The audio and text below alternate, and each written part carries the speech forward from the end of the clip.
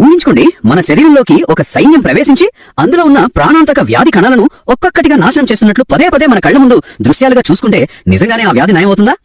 వినడానికి ఏదో మ్యాజిక్ లాగా లేకపోతే ఒక సైన్స్ ఫిక్షన్ సినిమాలో సీన్ లాగా ఉంది కదా, కానీ ఇది కేవలం ఊహ కాదు. అవునండి, ఇది మెడికల్ హిస్టరీలో నిజంగా జరిగిన సంఘటన. అంటే ఒక క్యాన్సర్ రోగి తన శరీరంలోని తెల్ల రక్త కణాలు ఒక సైన్యంలాగా వెళ్లి ఆ క్యాన్సర్ కణాలపై దాడి చేసి నాశనం చేస్తున్నట్లు రోజుకు 100 సార్లు ఒక సినిమా దృశ్యంలో ఊహించుకునేవాడు. అలా తన మనసును వాడుకుని ఆ వ్యాధి నుంచి ఆయన కోలుకోవడం అప్పట్లో వైద్యులను సైతం ఆశ్చర్యపరిచింది. రైట్, ఇక్కడే అసలైన ఆసక్తి మొదలవుతుంది.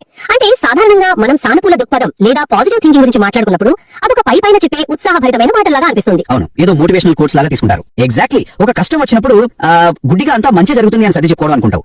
కానీ ఈ రోజు మనం చేస్తున్న ఈ లోతైన విశ్లేషణలో నార్మన్ విన్సెంట్ పీల్ రచించిన the power of positive thinking మరియు పాజిటివ్ ఇమేజింగ్ అనే పుస్తకాల మూలాలను పరిశీలిద్దాం. ఖచ్చితంగా మన లక్ష్యం కేవలం కొన్ని మంచి మాటలు చదువుకోవడం కాదు. వాస్తవానికి మన మనసును ఎలా ప్రోగ్రామ్ చేయాలి, భయాన్ని ఎలా జయించాలి, అలాగే దైనందిన సమస్యలను ఎలా పరిష్కరించుకోవాలి అనే దానికి సంబంధించిన ఖచ్చితమైన మెకానిజమ్స్ పైన ఫోకస్ చేద్దాం. అంటే దీని వెనుక ఉన్న మనస్తత్వ శాస్త్రం, ఆ సైన్స్ ఏమిటో అర్థం చేసుకోవడం అన్నమాట. అవును, ఈ పుస్తకాల్లో వాడిన ఒక పదం నన్ను బాగా ఆలోచింపజేసింది. అదే మానసిక ఆస్మోసిస్, అంటే మెంటల్ ఆస్మోసిస్. బహుశా మనం పాఠశాలలో ఆస్మోసిస్ ప్రక్రియ గురించి చదువుకుంటాం, ద్రవాలు ఒక పొర గుండా ప్రవహించడం అని. కానీ మన ఆలోచనలు భౌతిక వాస్తవాలుగా మారడానికి ఇది ఎలా ఉపయోగపడుతుంది? ఈ పద్ధతులన్నీ ఏ పునాది మీద పనిచేస్తాయో ఆ మూల సూత్రం అదే ఇమేజింగ్. ఇమేజింగ్ అంటే మన చేతన మనస్సులో, అవును, కాన్షియస్ మైండ్ లో కదా. అవును, కాన్షియస్ మైండ్ లో ఒక లక్ష్యాన్ని అత్యంత స్పష్టంగా ఊహించుకోవడం అని అర్థమైంది. దీన్ని ఇంకొంచెం లోతుగా విశ్లేషిస్తే ఇక్కడ స్పష్టంగా అనేది అత్యంత కీలకమైన పదం అండి. మనం సాధారణంగా కోరికలు కోరుకుంటాం కదా, నేను ధనవంతుని కావాలి లేదా నేను ఆరోగ్యంగా ఉండాలి అని. అవి అస్పష్టమైన కోరికలు. ఇమాజింగ్ అంటే అలా కాదు. ఒక హై డెఫినిషన్ సినిమా చూస్తున్నంత స్పష్టంగా మన కళ్ళ ముందు ఆ దృశ్యాన్ని సృష్టించుకోవడం, ఆ రంగులు, ఆ భావోద్వేగాలు అన్ని అందులో ఉండాలి. సరే, అలా స్పష్టంగా ఊహించుకున్నాం. దానివల్ల ఈ ఆస్మోసిస్ ఎలా జరుగుతుందంటారు? చూడండి, మన మెదడుకు ప్రధానంగా 2 భాగాలు ఉంటాయి. ఒకటి మనం స్పృహతో ఆలోచించే చేతన మనసు, రెండవది ఎప్పుడు లోపల బ్యాక్గ్రౌండ్ లో పనిచేస్తూ ఉండే ఉపచేతన మనసు, అంటే సబ్ కాన్షియస్ మైండ్. ఈ ఉపచేతన మనసు ఒక యంత్రం లాంటిది. దానికి ఏది నిజమో, ఏది అబద్ధమో, ఏది ఊహ తార్కికంగా తెలియదు. వావ్, అంటే దానికి లాజిక్ తెలియదన్నమాట. ఖచ్చితంగా తెలియదు. మనం ఒక దృశ్యాన్ని పదే పదే స్పష్టంగా చూపిస్తే ఆ మానసిక ఆస్మోసిస్ ప్రక్రియ ద్వారా ఆ దృశ్యం మెల్లగా ఆ ఉపచేతన మనసులోకి ఇంకిపోతుంది. ఒక్కసారి అది అక్కడికి చేరుకున్నాక దాన్ని నిజం చేయడానికి కావలసిన శారీరక, మానసిక శక్తులను అది విడుదల చేయడం ప్రారంభిస్తుంది. ఇందాక మనం చెప్పుకున్న క్యాన్సర్ రోగి ఉదాహరణలో జరిగింది ఇదే. ఇది వింటుంటే నాకు భలే పోలిక గుర్తొస్తుంది. ఇది అచ్చం మన కారులో ఉండే నావిగేషన్ సిస్టమ్ లేదా జీపీఎస్ లాంటిదే కదా? అవును, పర్ఫెక్ట్ ఎగ్జాంపుల్. అంతే కదా, మనం వెళ్లాల్సిన గమ్యం తాలూకు ఖచ్చితమైన కోఆర్డినేట్స్ అందులో ఫీడ్ చేయకుండా కారు దానంతటదే మనల్ని సరైన చోటికి తీసుకెళ్లాలని మనం ఆశించలేము. మన మెదడు అనే జీపీఎస్ కు మనం ఇచ్చే ఖచ్చితమైన కోఆర్డినేట్స్ ఈ ఇమేజింగ్. జీపీఎస్ లో గమ్యాన్ని సెట్ చేసినట్లుగా ఒక లక్ష్యాన్ని ఇమాజింగ్ ద్వారా స్పష్టంగా ఫీడ్ చేసినప్పుడు మన కంటికి కనబడని అవకాశాలను, పరిష్కారాలను ఆ సిస్టమ్ పసిగట్టి మన ముందుకు తీసుకువస్తుంది. ఓహో, అంటే మన ఫోకస్ అంతా ఒకే చోట ఉంటుంది. ఎగ్జాక్ట్లీ. అప్పటి వరకు గాలిలో కలిసిపోతున్న మన శక్తులన్నీ ఒకే బిందువు వద్ద లేజర్ కిరణం లాగా కేంద్రీకృతమవుతాయి. సరే, మెదడు అనే జీపీఎస్ కు గమ్యాన్ని ఎలా ఇవ్వాలో అర్థమైంది. కానీ ట్రాఫిక్ లో పడినప్పుడు ఆ సిస్టమ్ కన్ఫ్యూజ్ అవుతుంది కదా, లేదా ఒక వైరస్ వస్తే అది తప్పుదారి చూపిస్తుంది. మన రోజువారీ ఒత్తుళ్లు, భయాలు అలాంటి వైరస్ లాంటివే. మరి ఈ మెదడును ప్రతిరోజు ఎలా నిర్వహించాలి?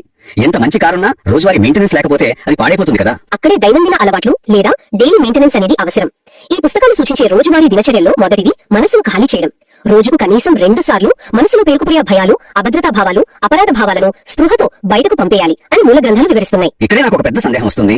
వినడానికి మనసును ఖాళీ చేయడం అనేది చాలా సులభంగా ఉంది. కానీ సైకలాజికల్ గా చూస్తే ఒక చెడు ఆలోచనను లేదా ఒక భయాన్ని బలవంతంగా ఆపాలని చూస్తే అది మరింత బలంగా తిరిగి వస్తుంది కదా. అవును, బౌన్స్ బ్యాక్ అవుతుంది. అదే, ఇప్పుడు ఉదాహరణకు ఒక పింక్ ఏనుగు గురించి ఆలోచించొద్దు అని ఎవరైనా చెప్తే ముందుగా మన మైండ్ లోకి అదే వస్తుంది కదా. మరి ఒక నెగిటివ్ ఆలోచనను ఎలా వదిలించుకోవాలి? అది పదే పదే తిరుగుతూనే ఉంటుంది. చాలా వ్యాలిడ్ పాయింట్ అనేది. ఆ ప్రాబ్లం వస్తుంది కాబట్టి మూల గ్రంథాలు కేవలం ఖాళీ చేయడంతోనే ఆగిపోలేదు. ఖాళీ చేయడంతో పాటు వెంటనే రీఫిల్ అంటే తిరిగి నింపాలి అని నొక్కి చెబుతున్నాయి. భౌతిక శాస్త్రంలో ఒక నియమం ఉంది, నేచర్ అబార్స్ అ వాక్యూమ్ అని. ఓ, అంటే శూన్యాన్ని అంగీకరించదు. అంతే, ప్రకృతిలో శూన్యానికి స్థానం లేదు. ఏదో ఒకటి ఆ స్థానాన్ని భర్తీ చేసి తీరాలి. మనస్సు కూడా అంతే, ఎప్పుడు ఖాళీగా ఉండదు. పాత భయాలను తీసేసిన మరుక్షణమే ఆ స్థానంలో సానుకూల, సృజనాత్మక ఆలోచనలను నింపాలి. లేదంటే మళ్ళీ పాత నెగిటివ్ ఆలోచనలే వేగంగా వచ్చి చేరుతాయి. అంటే భయం రాకముందే అక్కడ ఒక సానుకూల ఆలోచన ఉంచడం అనేది ఇక్కడ ప్రధానం అన్నమాట. అవునండి, దీనికి పుస్తకంలో ఒక వాస్తవ ఉదాహరణ ఉంది. ఒక సేల్స్ మ్యాన్ తన వృత్తిలో భాగంగా కారులో ఎక్కువగా ప్రయాణిస్తూ ఉండేవాడు. ఆ ప్రయాణ సమయంలో అతనికి పదే పదే ఓటమి ఆలోచనలు, వ్యాపారం ఎలా జరుగుతుందో అనే భయాలు వేధించేవి. అది అతని ఆత్మవిశ్వాసాన్ని పూర్తిగా దెబ్బతీసేది. అప్పుడు అతను ఒక పని చేశాడు. తన కారు విండ్షీల్డ్ దగ్గర చిన్న చిన్న కార్డులపై సానుకూల వాక్యాలు అంటే అఫర్మేషన్స్ రాసి పెట్టుకున్నాడు. డ్రైవింగ్ చేస్తూ ఆ కార్డులను చదవడం ప్రారంభించాడు. ఒక్క నిమిషం, కేవలం ఆ కార్డులు చదవడం వల్ల అంత పెద్ద భయాలు ఎలా పోతాయి? అంత సింపుల్ అది. ఎందుకంటే ఆ ఖాళీ సమయం భయాలకు తావివ్వకుండా అతను తన మెదడుకు పాజిటివ్ ఆలోచనలతో నిండిన ఆహారాన్ని ఇస్తున్నాడు. న్యూరోప్లాస్టిసిటీ గురించి మనం సైన్స్ లో వినే ఉంటాం. మనం ఏది ఎక్కువగా ఆలోచిస్తే మన మెదడులో ఆ నరాల కనెక్షన్లు అంత బలంగా మారతాయి. పదే పదే సానుకూల వాక్యాలను చదవడం ద్వారా ఆ సేల్స్ మ్యాన్ పాత నెగటివ్ సర్క్యూట్లను బలహీనపరిచి కొత్త పాజిటివ్ సర్క్యూట్లను నిర్మించుకున్నాడు. అద్భుతం. అవును, తెలియకుండానే తన ఉపచేతన మనసును రీప్రోగ్రామ్ చేశాడు. చివరికి అతని వ్యాపారం కూడా ఊహించని స్థాయికి వెళ్ళింది. ఆ రీవైరింగ్ అనేది ఇక్కడ చాలా ముఖ్యమని అర్థమవుతోంది. అందుకే రోజుకు కొంతసేపు మౌనంగా ఉండడం, ముఖ్యంగా ఉదయం నిద్ర లేచిన వెంటనే, అలాగే రాత్రి పడుకునే ముందు కనీసం ఒక్క నిమిషం పాటు మనం ఆశించిన ఫలితాన్ని స్పష్టంగా ఊహించుకోవడం అంత ముఖ్యం అని ఈ గ్రంథాలు చెబుతున్నాయి. ఖచ్చితంగా అది ప్రతిరోజు మన మెదడుకు మనం చేసుకునే సర్వీసింగ్ లాంటిది అనుకోండి. ఈ డైలీ మెయింటెనెన్స్ అంతా బాగానే ఉందిలేండి, కానీ జీవితం ఎప్పుడూ ఒక క్రమ పద్ధతిలో ఉండదు కదా. కొన్నిసార్లు అకస్మాత్తుగా ఒక పెద్ద సమస్య మన ముందుకు వస్తుంది. అప్పటికప్పుడు తీవ్రమైన భయం మనల్ని కమ్మేస్తుంది, గుండె వేగంగా కొట్టుకుంటుంది, చెమటలు పడతాయి. అలాంటప్పుడు ఈ నెమ్మదిగా అలవాట్లు మార్చుకునే విధానం పనిచేయడానికి సమయం ఉండదు కదా. మరి ఆ తక్షణ భయం నుండి బయటపడే మార్గం ఏమిటి? అక్కడే ఒక నిర్దిష్టమైన అత్యంత ఆచరణాత్మకమైన శ్వాస పద్ధతి గురించి ఈ గ్రంథాలు వివరించాయి. భయాన్ని జయించడానికి సూచించిన 3 స్టెప్ బ్రీతింగ్, అది 3 శ్వాసల పద్ధతి. ఇది కేవలం మన ప్రశాంతత కోసం తీసుకునే సాధారణ శ్వాస కాదు, ఒక పవర్ఫుల్ సైకలాజికల్ ట్రిక్. ఆ దశలు నేను చదివాను. ముందుగా ఒక ముండి సమస్య ఎదురైనప్పుడు కంగారు పడకుండా కేవలం 30 సెకండ్ల పాటు ఆ సమస్య పూర్తిగా మన అదుపులో ఉన్నట్లు, మనం దాన్ని సమర్థవంతంగా ఎదుర్కొంటున్నట్లు మనసులో ఒక చిత్రాన్ని ఊహించుకోవాలి అంటారు. ఆ తర్వాత 3 సార్లు దీర్ఘంగా శ్వాస తీసుకుని గాలి వదలాలి. మొదటి శ్వాస పీల్చేటప్పుడు నేను ఆత్మవిశ్వాసాన్ని పీల్చుకుంటున్నాను అని, గాలి వదిలేటప్పుడు నేను నాలోని భయాన్ని వదిలేస్తున్నాను అని మనసులో బలంగా అనుకోవాలి కదా. అక్కడ ఆగుదాం. ఆ మొదటి శ్వాస వెనుక ఉన్న మానసిక వ్యూహం గమనించండి. మన శ్వాసకు మనం ఒక లేబుల్ అంటిస్తున్నాం. అలా లేబుల్ చేయడం వల్ల ఫిజియోలాజికల్ గా మనలో మార్పు వస్తుంది. తీవ్రమైన భయంలో ఉన్నప్పుడు మన నాడీ వ్యవస్థ, ముఖ్యంగా సింపథెటిక్ నర్వస్ సిస్టమ్ అనేది ఫైట్ ఆర్ ఫ్లైట్ మోడ్ లో ఉంటుంది. అంటే భయపడి పారిపోవడం లేదా పోరాడటం. ఎగ్జాక్ట్లీ. కానీ ఎప్పుడైతే మనం దీర్ఘంగా గాలి పీల్చి వదులుతూ దానికి ఒక సానుకూలమైన మాటను జత చేస్తామో, వెంటనే మన పారాసింపథెటిక్ నాడీ వ్యవస్థ యాక్టివేట్ అవుతుంది. అది మెదడుకు అంతా ప్రశాంతంగా ఉంది, ప్రాణహాని లేదు అనే సిగ్నల్ పంపుతుంది. ఇది తెలిస్తే తర్వాతి దశలు ఇంకా పవర్ఫుల్ గా అనిపిస్తాయి. రెండవ శ్వాసలో నేను శక్తిని పీల్చుకుంటున్నాను అని, వదిలేటప్పుడు నేను బలహీనతను వదిలేస్తున్నాను అని భావించాలి. ఇక 3వ శ్వాసలో నేను నా సమస్యపై విజయాన్ని పీల్చుకుంటున్నాను అని, వదిలేటప్పుడు నేను అపజయాన్ని వదిలేస్తున్నాను అని అనుకోవాలి. ఈ పద్ధతి భయంతో వణికిపోతున్న మనసును క్షణంలో స్థిరపరుస్తుంది అంటారు. అవునండి. ఇక్కడ ఇంకో ముఖ్యమైన కాన్సెప్ట్ కు మనం లింక్ చేయాలి. ప్రఖ్యాత మనస్తత్వవేత్త విలియం జేమ్స్ ప్రతిపాదించిన ఫస్ట్ లేయర్ ఆఫ్ ఫెటిగ్, అంటే మొదటి అలసట పొర గురించి ప్రస్తావించడం ఎంతో అవసరం. మనం భయపడినప్పుడు గానీ, లేదా ఏదైనా కష్టమైన పని చేస్తున్నప్పుడు గానీ, ఒక దశకు చేరుకోగానే ఇక నా వల్ల కాదు, నాలో శక్తి అయిపోయింది అని మన మెదడు ఒక సిగ్నల్ ఇస్తుంది. మనం అక్కడే ఆగిపోతాం. వెయిట్, అంటే ఆ అలసట లేదా ఆ భయం అనేది వాస్తవం కాదా? కేవలం మెదడుచే ఒక తప్పుడు అలారం లాంటిదా? విలియం జేమ్స్ ఏమంటారంటే, అది కేవలం మనల్ని రక్షించడానికి మెదడు ఏర్పాటు చేసిన మొదటి పొర మాత్రమే. ఆ పరిమితి దాటి మనం ఒక్కడడుగు ముందుకు వేస్తే ఆ మొదటి పొర కింద మనలో అపారమైన అనంతమైన ఎనర్జీ రిజర్వ్లు దాగుంటాయి. ఈ 3 శ్వాసల పద్ధతి ద్వారా మన భయాన్ని కంట్రోల్ చేసినప్పుడు ఆ మైండ్ బాడీ కనెక్షన్ ద్వారా మెదడు ప్రశాంతపడి ఆ మొదటి అలసట పొరను ఛేదిస్తుంది, లోపల దాగి ఉన్న ఆ అసలైన శక్తిని బయటకు తీసుకొస్తుంది. ఇది నిజంగా ఒక గొప్ప అవగాహన అండి. అంటే భయపడినప్పుడు మనం పారిపోవాల్సిన అవసరం లేదు, దాన్ని దాటుకుని లోపల ఉన్న శక్తిని వాడుకోవాలి. సరే, శ్వాస ద్వారా తాత్కాలిక భయాన్ని జయించాం, అదొక ఫైర్ అలారం ఆఫ్ చేయడం లాంటిది. కానీ అసలు మంటని మార్పాలి అంటే, దైనందిన సమస్యను శాశ్వతంగా ఎలా పరిష్కరించాలి? దానికి ఈ ఇమేజింగ్ ను ఆచరణలో లేపెట్టాలో ఒక అద్భుతమైన దశల వారీ విధానం, అంటే ఒక స్టెప్ బై స్టెప్ గైడ్ ఉంది కదా ఇందులో. అవును. సమస్యల పరిష్కారానికి ఇమేజింగ్ ను వాడటంలో మొదటి దశ లక్ష్యాన్ని ఒక కాగితం మీద రాసి పెట్టుకోవడం. రాయాలా? ఎందుకు రాయాలి? ఎందుకంటే రాయబడని లక్ష్యం కేవలం మెదడులో తిరిగే ఒక గందరగోళం మాత్రమే. దాన్ని భౌతికంగా ఒక కాగితంపై పెట్టినప్పుడు ఆ సమస్యను మన నుంచి వేరు చేసి చూసే అవకాశం దొరుకుతుంది.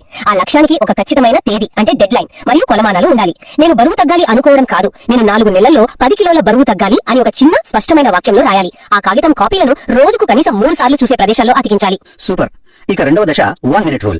ప్రతిరోజు ఉదయం లేవగానే, రాత్రి నిద్రపోయే ముందు ఖచ్చితంగా 1 నిమిషం పాటు ఆ లక్ష్యాన్ని సాధించినట్లు, ఆ విజయాన్ని ఆస్వాదిస్తున్నట్లు ఇమాజిన్ చేసుకోవాలి. 3వ దశ ఏంటంటే వైఫల్యాన్ని తోసిపుచ్చడం. మనసులో అపజయం అనే చిత్రం వస్తే దాన్ని వెంటనే నిర్దాక్షిణ్యంగా తీసివేయాలి. ఇక్కడ ఇందులో అత్యంత ముఖ్యమైన నా ఫేవరెట్ దశ ఏంటంటే 4వ దశ, సమస్యలను వదిలించుకోవడం. ముఖ్యంగా ప్రశాంతమైన నిద్ర కోసం ఇది చాలా అవసరం. రాత్రి పడుకునే ముందు మనకున్న ఆందోళనలన్నీ ఒక కాగితంపై రాసి ఆ తర్వాత దాన్ని నలిపేసి చెత్తబుట్టలో పారేయాలి. వినటానికి ఇది ఒక చిన్న పిల్లల ఆటలాగా ఉంది కదా. కేవలం కాగితం నలిపి పారేస్తే సమస్య పోతుందా? ఇది భౌతికంగా సమస్యను మాయం చేయకపోవచ్చు, కానీ దీని వెనుక ఉన్న సైకాలజీ చాలా లోతైనది. మనం దీన్ని ఎక్స్టర్నలైజింగ్ కాగ్నిటివ్ లోడ్ అంటాం. అంటే మన మెదడులో ఉన్న భారాన్ని బయట పెట్టడం. రాత్రిపూట మన మెదడులోని అమిగ్డాలా అనే భాగం రేపటి సమస్యల గురించి ఆలోచించి భయపడుతూ ఉంటుంది.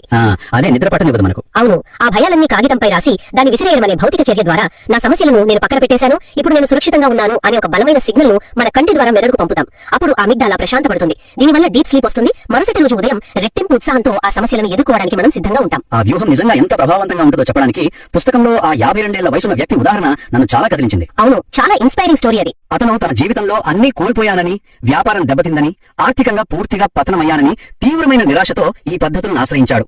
తనకు ఏమీ మిగలలేదని అతను పదే పదే చెబుతుంటే దాన్ని మనస్తత్వ శాస్త్రంలో లాస్ అవర్షన్ అంటారనుకుంటా. సరిగ్గా చెప్పారు. లాస్ అవర్షన్ అంటే మనకు ఉన్న వాటి కంటే మనం కోల్పోయిన వాటి మీదే మెదడు ఎక్కువగా దృష్టి పెడుతుంది. అది ఒక రకమైన టన్నెల్ విజన్ ను సృష్టిస్తుంది. అంటే చుట్టూ ఉన్న మంచి ఏది కనిపించదు, కేవలం ఆ ఒక్క నష్టమే భూతద్దంలో కనిపిస్తుంది. ఆ టన్నెల్ విజన్ నుండి బయటపడటానికి అతను ఒక చిన్న కాగితం తీసుకుని తన దగ్గర మిగిలి ఉన్న అసలైన ఆస్తుల జాబితా రాయడం మొదలుపెట్టాడు. ఆ జాబితాలో అతను రాసిన విషయాలేంటంటే 30 ఏళ్లుగా కష్ట సుఖాల్లో తన వెన్నంటే ఉన్న భార్య, తనను ఎంతగానో ప్రేమించే 3 పిల్లలు, ఎలాంటి అనారోగ్యం లేని తన దేహం, కష్టాల్లో సాయం చేయడానికి సిద్ధంగా ఉన్న మంచి స్నేహితులు, వ్యాపారంలో తనెప్పుడూ పాటించిన నిజాయితీ. ఎగ్జాక్ట్లీ, అవన్నీ కదా అసలైన ఆస్తులు. అవును, ఈ ఆస్తుల జాబితా రాసుకున్నాక అతని కళ్ళు ఒక్కసారిగా తెరుచుకున్నాయి. తను కోల్పోయింది కేవలం బ్యాంకులో ఉన్న కొంత డబ్బు మాత్రమేనని, తన అసలైన ఆస్తులు, తన బలమంతా తన దగ్గరే సురక్షితంగా ఉన్నాయని గ్రహించాడు. ఆ ఒక్క కాగితం అతని దృక్కోణాన్ని పూర్తిగా మార్చేసింది. ఎందుకంటే భయం ఎప్పుడూ వాస్తవాలను వక్రీకరిస్తుంది. ఆ వక్రీకరణను అడ్డుకుని మెదడును తిరిగి వాస్తవం వైపు తీసుకురావాలంటే ఆ కాగితంపై రాసుకునే అలవాటు చాలా అవసరం. తన బలాన్ని తను గుర్తించిన క్షణంలోనే అతను సగం విజయం సాధించినట్లు లెక్క. ఈ జాబితా రాసే విధానం ఆ లాస్ అవర్షన్ ను బ్రేక్ చేసి మెదడుకు సరైన కోఆర్డినేట్స్ ఇస్తుంది. ఎంత అద్భుతమైన ప్రయాణం కదా ఇది. ఈ లోతైన విశ్లేషణ ద్వారా ఎన్నో ఆచరణాత్మకమైన సాధనాలను మనం నేర్చుకున్నాం.